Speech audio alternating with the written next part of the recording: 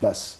Ceci pour pouvoir exporter. Lorsque vous achetez, par exemple, une voiture chinoise, vous achetez une voiture européenne. La voiture européenne, elle coûte 3 fois la voiture chinoise parce que le coût du yuan, il est très bas. Et je crois que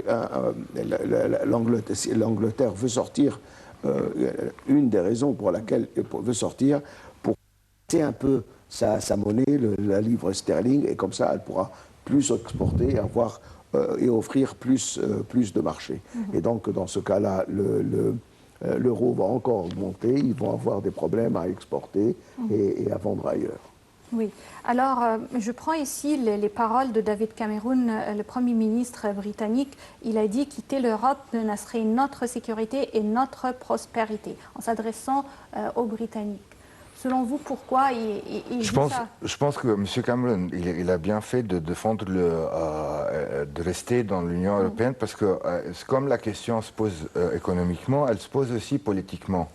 Parce que toute la région du Moyen-Orient, etc., elle témoigne de l'instabilité provoquée de ce qui pourrait être dans un chaos ou des organisations et des régimes qui tombent. Donc ce qu'il faut avoir dans le monde, c'est des structures assez solides pour pouvoir amortir tout problème possible ou inconvénient comme le terrorisme, etc. Donc il a bien fait de défendre, de rester pour solidifier la zone euro et agrandir ce rêve franco-allemand de Gaulle, Mais il y a aussi le fait que des politiciens et des économistes pensent que le Premier ministre britannique David Cameron, il a eu tort de proposer le référendum. Il aurait dû éviter ce référendum pour ne pas mettre le couteau sous la gorge, comme on attend. Déjà, il avait eu des concessions. Mais démocratiquement parlant, ce qu'il a fait n'est pas faux au niveau de la démocratie. Démocratiquement, mais pratiquement, ça peut vraiment causer une crise. Et parmi ces crises, je peux citer ici qu'il y aura peut-être une crise politique si c'est le non qui l'emporte, puisque là, les Écossais, ils ont dit que si ce référendum est pour la sortie de l'Angleterre, les Écossais vont se séparer, les Écossais veulent eux aussi leur indépendance, ils ne vont pas relâcher cette fois-ci. Alors ça peut causer vraiment un très grand problème politique pour David Cameron et son cabinet. Absolument. Et puis après, les Bretons vont essayer de se séparer de la France, les Catalans vont essayer de se séparer. Oui, l'État basque, oui. L'Espagne qui veut se séparer de l'Espagne, alors il y aura vraiment le Pays basque va essayer de se séparer. Non, mais je crois que ça, c'est une erreur. Et à mon avis, il aurait pu éviter de créer ce référendum. Alors s'il le propose et il y a des crises pareilles et des enjeux, ça veut dire que peut-être il est sûr des résultats. Non, il n'est pas sûr. La tendance était pour la sortie de l'Europe jusqu'à malheureusement l'assassinat de Joe Cox qui a quand même qui a basculé la tendance un peu. Mais ceci dit, c'est pas certain. Hein. On verra demain. Mais j'espère que les Britanniques seront assez sages. Mais vous vous rappelez lorsque Jean-Marie Le Pen était au deuxième tour des élections devant Jacques Chirac. Certes, les gens, ils ont voté pour le Front National, comme c'est un vote de protestation, mais au moment crucial. Et moi, je crois, dans ma conviction, peut-être j'ai tort, mais je crois que aussi bien pour Donald Trump, il ne sera pas élu, aussi bien pour la sortie et je pense qu'aussi l'extrême droite n'arrivera pas au pouvoir en France. Oui, alors également, si c'est le oui qui l'emporte et si l'Angleterre reste au sein de l'Union européenne, encore une fois, les Européens doivent faire des concessions en faveur des Britanniques. Qu'est-ce qu'ils vont proposer? En quelque sorte, mais je pense ce qui est dans le projet européen, l'essentiel, ce qu'il faut dire que Bruxelles a réussi à faire en regroupant l'ensemble des pays membres de la zone euro. Mais elle reste comment dire, une instance très classique qui est très difficile à gérer au niveau des pays. Pays par pays. Donc, il y aurait plus de négociations entre Bruxelles et les Britanniques et plus ce qui va booster le Parlement européen et tous les constitutions, pas les constitutions, les institutions européennes pour dynamiser leur approche du XXIe siècle pour arriver à une formule plus simple, plus efficace pour affronter tous les problèmes qui affrontent l'Europe, le chômage, l'immigration, etc., etc. Alors, pour les ultranationalistes, déjà, l'Angleterre a toujours sa monnaie, d'accord ? N'a pas vraiment participé au plan de sauvetage des pays en crise économique. Déjà, on voit que la politique étrangère de l'Angleterre peut être différente de celle de l'Union européenne. Alors, qu'est-ce qui reste pour l'Angleterre pour qu'elle soit indépendante de cette union? Non, mais elle fait partie quand même de l'Union. Vous pouvez maintenant... En pratique, oui. Vous savez, en pratique, si vous êtes citoyen britannique, vous pouvez aller en Europe. Vous pouvez, certes, le Royaume-Uni, il ne fait pas partie de l'espace Schengen, oui. Mais quand même, les citoyens, ils n'ont pas besoin de visa pour entrer. Les gens qui vivent... J'ai vu un reportage à la télévision française. Il y a à Bayonne des familles britanniques qui vivent, et des retraités qui vivent. Tous ces gens-là, ils seront obligés d'avoir une carte de séjour, d'aller à la préfecture, etc. Donc, moi, je crois que non, ça sera une instabilité aussi bien pour l'Europe que pour l'économie et pour nous, le monde arabe, parce que nous, on essayait quelquefois de négocier avec les États-Unis en comptant avec un autre partenaire qui fait le poids avec les États-Unis ou qui fait le poids devant la Russie, etc. Et la dispersion de l'Europe poussera le monde à aller vers le pôle unique des États-Unis. Les États-Unis. Alors, ça nous mène également à parler de l'avenir de l'Union européenne en général, puisque sur le niveau géopolitique, par exemple, on a trouvé que les analystes disent que cette union n'est pas vraiment une union convenable, puisque ce sont plusieurs nations qui ont été regroupées ensemble sans avoir vraiment ni une histoire, ni un avenir commun. Ce qui le prouve, c'est que les crises actuelles, par exemple de la Grèce ou du Portugal, on trouve que c'est la France et l'Allemagne qui ont payé le plus. Et également, comme le docteur Nasr vient de le mentionner, il y a l'extrême droite qui monte dans toute l'Europe actuellement. Les voix nationalistes sont partout. Comment voyez-vous alors l'avenir de l'Union européenne? Est-ce qu'elle va résister vraiment à l'avenir? Je serais optimiste comme d'habitude pour dire que ça va être dépassé tous ces problèmes dans l'avenir, espérons-le.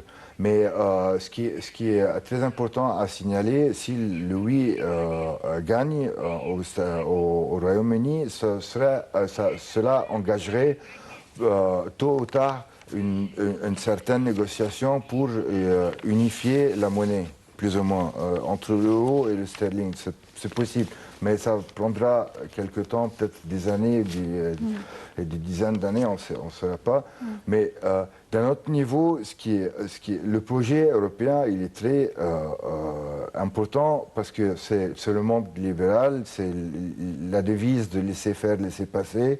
Donc ça défend beaucoup de valeurs communes, ce qui peut protéger des valeurs communes entre pays et ce qui peut protéger et garder ce noyau dur de l'Union européenne qui est la France, l'Allemagne et tout ce qui croit dans ce projet, cela garde ce noyau dur plus fort qu'avant.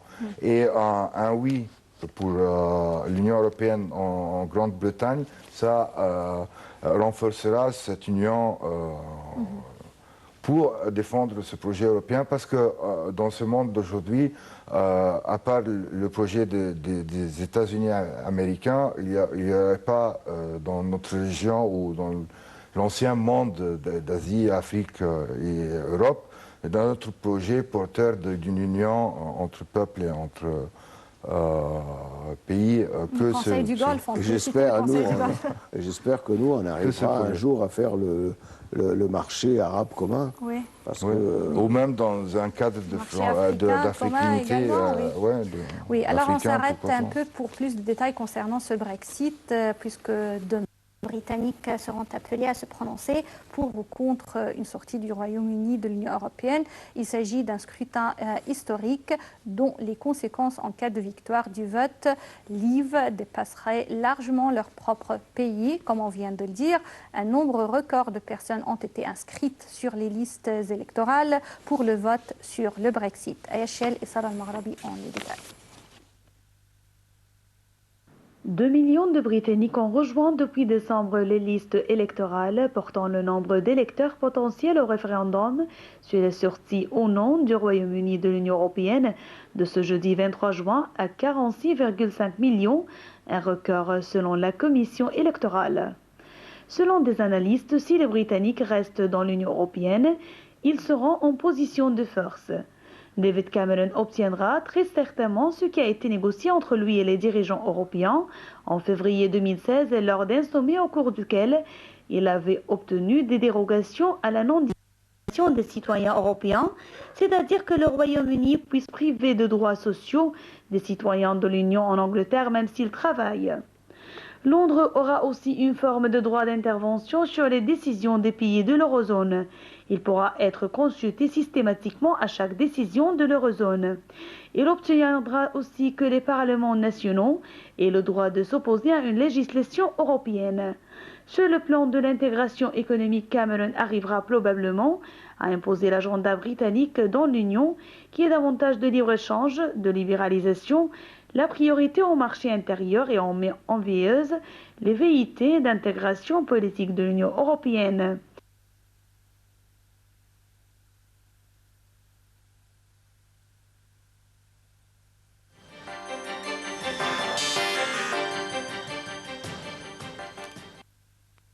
Alors, chers téléspectateurs, nous sommes en train de discuter des pour et des contre du Brexit britannique qui aura lieu demain. Avec nous au studio aujourd'hui, M. Amr Zoheri, journaliste, et également Dr Mohamed Nasr. Et nous sommes en train de parler de plusieurs aspects de cette Union européenne et du Brexit des Britanniques de l'Union. Je voudrais maintenant parler de la politique étrangère de l'Union européenne. Comment cette politique étrangère vis-à-vis surtout du Moyen-Orient peut-elle changer avec un pour, avec un oui ou un non? Bah, écoutez, c'est une question difficile. C'est une question difficile. Est-ce que ça peut changer, oui ou non, la politique européenne envers les dossiers syriens, le dossier syrien, libyen et irakien? Si l'Angleterre, elle fait cavalier seul, elle sera obligée d'adhérer à un clan et elle sera encore plus au talon des Américains. Oui. Et donc le clan américain et le pôle unique qui dirige ce monde sera encore... Oui, alors c'est pas pour le bien du monde arabe que l'Angleterre sorte de l'Union européenne. Moi je pense qu'il faut que l'Angleterre, pas l'Angleterre, le Royaume-Uni reste dans l'Union européenne et soit dans le clan avec qui on peut négocier pas contre, mais devant l'Amérique, la Chine et la Russie. Oui, alors si c'est le cas, pourquoi les Américains ils poussent la Grande-Bretagne pour rester au sein de l'Europe? Ben, les gens sages, parce que les démocrates, les démocrates le font, mais pas les républicains. Ah oui. Oui. Les démocrates le font et pas les républicains. Pas les républicains. Les républicains, bien sûr, sont beaucoup plus... pas tous les républicains. À la droite. Il y a eu des républicains très, très rationnels et très pragmatiques, mais actuellement, le fait qu'une personne raciste avec des propos nationaliste, raciste, veut accéder au pouvoir. C'est quelque chose de très grave et de très sérieux. Oui. Alors, oui ou non, rester ou pas au sein de l'Union européenne, n'importe quel résultat, mais ça reflète que l'Europe a besoin d'être réformée du dedans. Quel genre de réforme le vieux continent a besoin de passer par et de faire pour non seulement garder l'unité, mais également pour sortir de cette période de récession et de crise économique? Sans doute, rester au parti, c'est la question des Britanniques. Donc c'est à eux demain de y trouver une solution et de donner un résultat. Mais ce qui est important à dire aussi, avec tout l'optimisme que j'ai montré, que ce qu'il fallait démontrer aussi, c'est que l'Union européenne a échoué dans beaucoup de dossiers. Dans le dossier politique, ils n'ont pas une politique commune au niveau de leurs interventions à l'étranger, comme ils ont difficulté à résoudre le problème de la Grèce. Ils ont eu l'Espagne et du Portugal avant de la Grèce, et ils ont eu beaucoup de difficultés à résoudre le dossier des immigrants. En Grèce, en Italie, en toute la zone de l'Autriche et l'Hongrie, il y a beaucoup de problèmes. Donc ça reste à travailler. C'est un projet très porteur, la communauté européenne. Comment dire, ça porte beaucoup d'ambition au niveau international, mondial et universel, mais il faut y travailler beaucoup de détails dans toutes les politiques qui concernent tous les dossiers qui importent les citoyens européens. Aujourd'hui, il y a le danger du terrorisme. Le terrorisme frappe partout, mais l'Europe a connu vraiment des frappes très dures au cours de ces derniers mois de la part de quelques terroristes appartenant à Daesh ou l'État islamique, comme on les renomme. Alors, comment l'Union européenne, en gardant l'Union, peut vraiment résister et éliminer ce danger de terrorisme? Moi, je crois que le terrorisme en Europe, tout particulièrement, vient des personnes qui ont été éduquées et élevées en Europe. Oui, c'est vrai. Ce sont des gens, fils troisième ou quatrième génération d'immigrés, qui portent des noms arabes au sein de la société européenne. Ils n'arrivent pas à assumer ou atteindre un consensus entre les deux civilisations arabo-musulmanes et judéo-chrétiennes, et ils sont perdus. Et ça, moi je crois que combattre le terrorisme en Europe ne sera pas résolu par la force ou par la police, il sera résolu par le fait de revoir l'éducation, et pas l'éducation en général, parce qu'ils ont une bonne éducation, mais l'éducation de la génération de ce qu'on appelle les beurs. Oui. Les beurs, et de savoir les intégrer.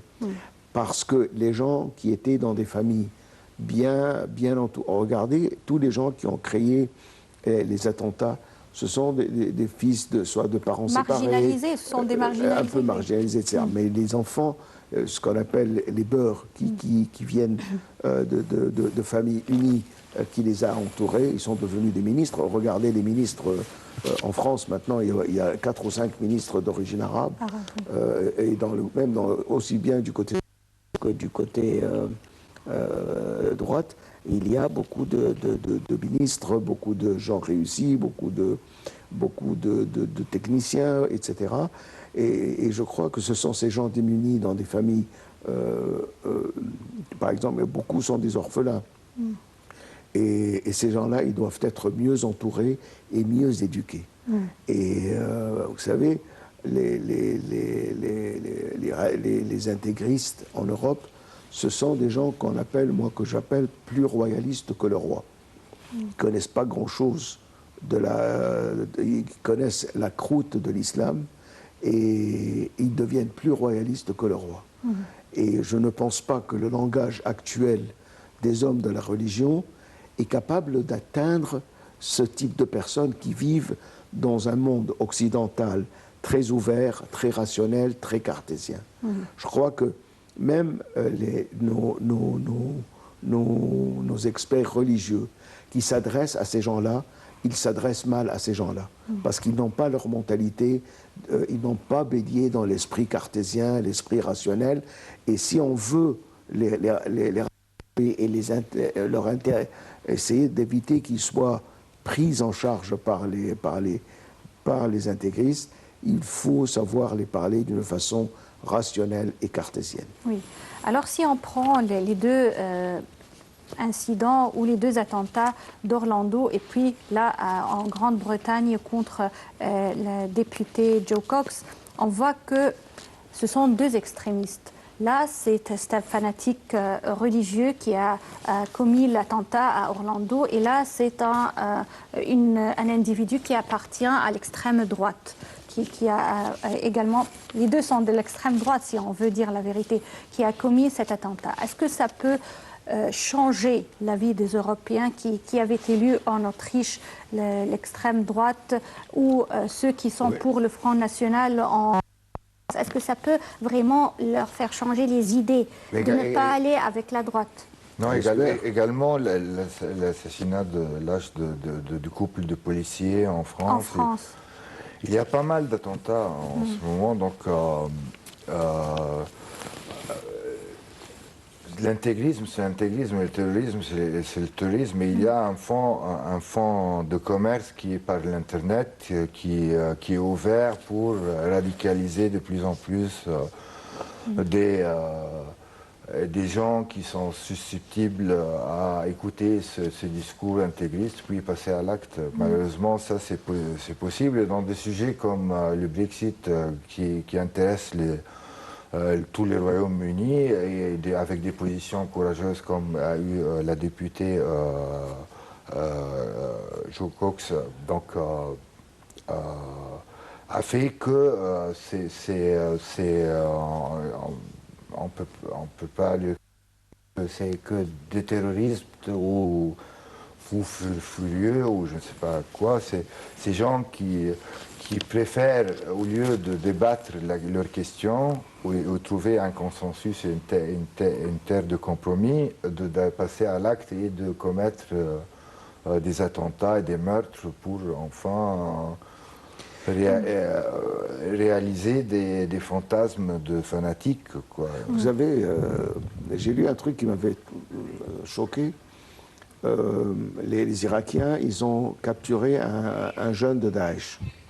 Et ce jeune-là leur disait, allez, tuez-moi, j'ai rendez-vous au paradis à 4 heures.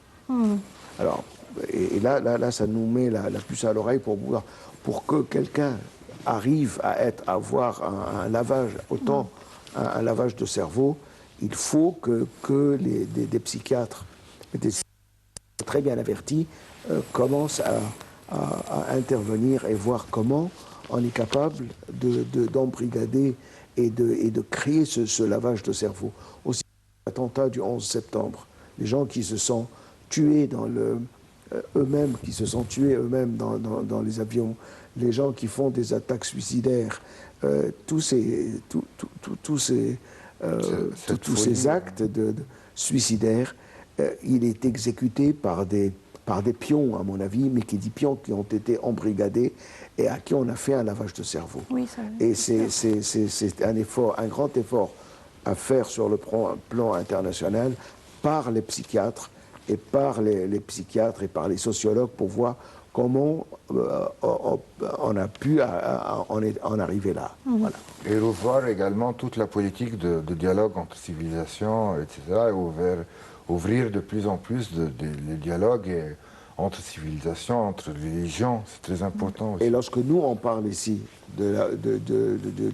qu'on doit changer le discours religieux, je ne pense pas que la façon actuelle de s'adresser aux jeunes est convenable. Si, pour convaincre l'Europe, si on n'a pas un esprit rationnel, cartésien, qui prend en considération toutes les données scientifiques et physiques, etc., qui nous entourent, on sera incapable de toucher l'esprit des jeunes, surtout les jeunes qui sont en pleine période d'éducation et en pleine période d'études. Oui. Je crois que le changement, c'est pas il faut que des gens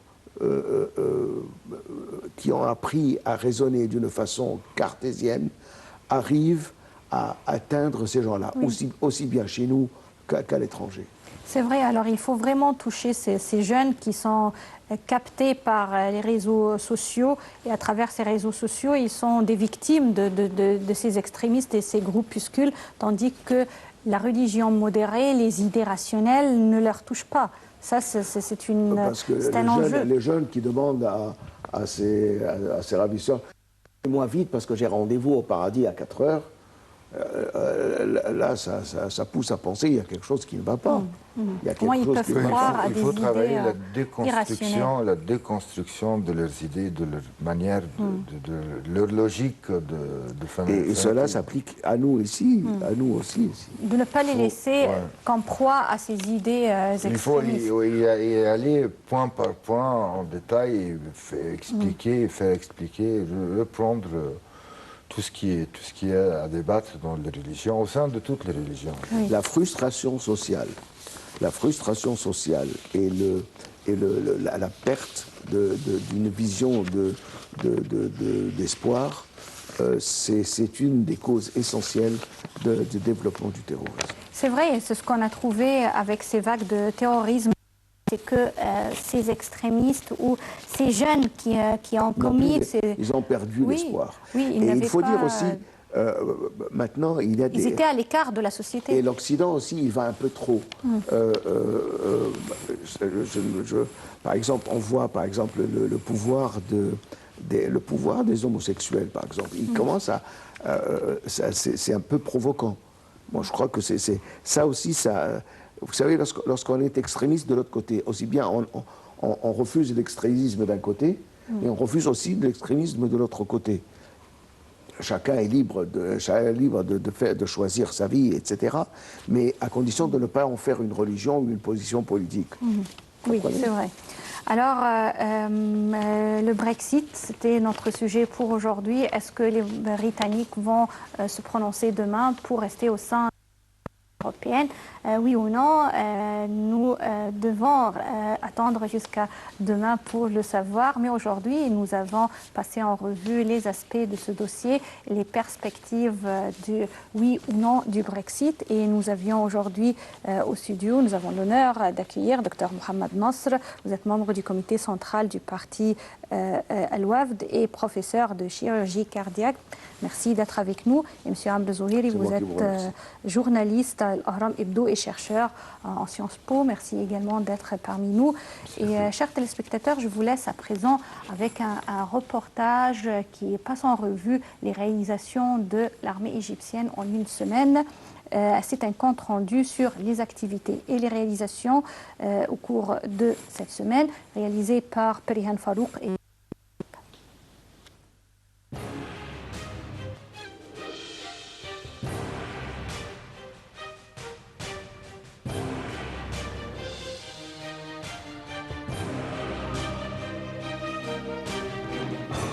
dans le cadre des relations privilégiées de la coopération et de l'échange d'expériences entre les forces armées égyptiennes et françaises, les manœuvres navales conjointes Cléopâtre 2016 ont été lancées avec la participation d'unités des forces navales égyptiennes, dont le porte-avions Mistral Gamal Abdel Nasser et des éléments de la marine française.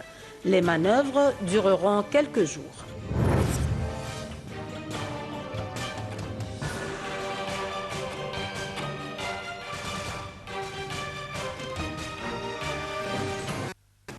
Le ministre de la Défense et la Production militaire, Sadri Sobhi, a reçu les nouveaux commandants des différentes légions militaires et leur traduit les félicitations du président égyptien, Abdel Fattah Sisi, pour leur nouveau poste clé au sein de l'armée égyptienne.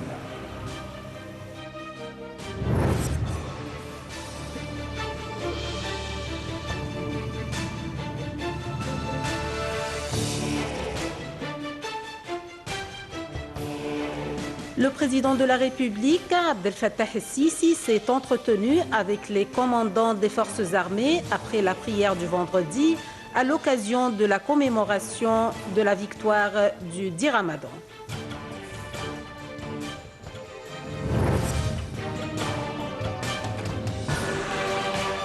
Les forces armées célèbrent le 10 Ramadan, félicitent le peuple égyptien à cette occasion.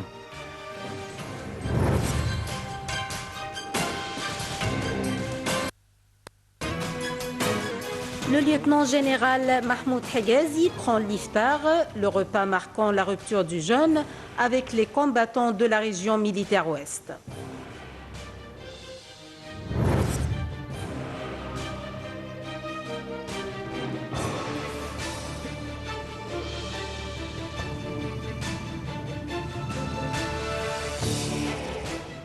Le colonel général Sadr Sobhi s'entretient avec les hommes des forces navales des régions nord et centre et prend l'iftar avec eux.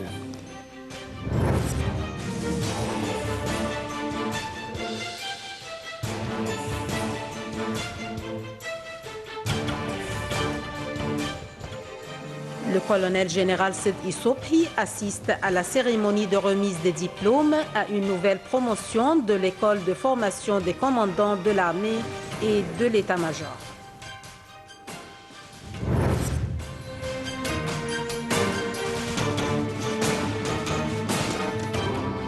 Le colonel général Sadr Sobhi dit aux héros des forces armées blessés dans les confrontations avec le terrorisme.